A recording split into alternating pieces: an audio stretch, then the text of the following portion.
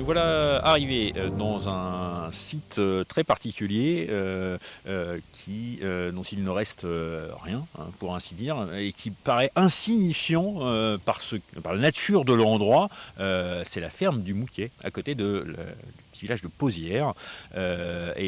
Pour Tolkien, pour la faire courte, hein, c'est un moment, la ferme du Mouquet a servi de quartier général, à son régiment. Donc il est passé par ici, mais cet endroit est bien plus connu pour toute autre chose, et à vrai dire une toute autre nation. Léa, est-ce que tu peux nous expliquer de quoi il en retourne?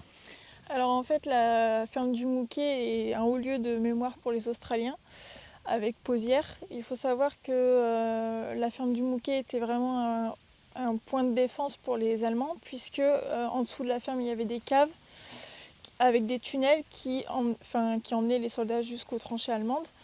Et donc avec Pozières, les Australiens essayent de reprendre la ferme du Mouquet. Donc il y a eu d'énormes pertes. Donc 17 000 Australiens sont tombés ici et blessés, portés disparus également. Et donc ça c'est en août 1916. Ensuite il y a les Canadiens qui arrivent pour prendre la relève. Et ensuite c'est les Britanniques.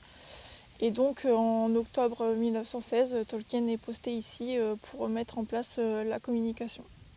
Pozières, ça a été entièrement construit par des dons de l'Australie, finalement, comme un certain nombre d'autres endroits d'ailleurs. Et tu disais qu'il y avait aussi donc des endroits qui s'appelaient Pozières en Australie, c'est ça? C'est ça, et c'est vraiment un haut lieu de mémoire pour l'Australie. Et à Pozières, on a plusieurs sites pour les Australiens là-bas.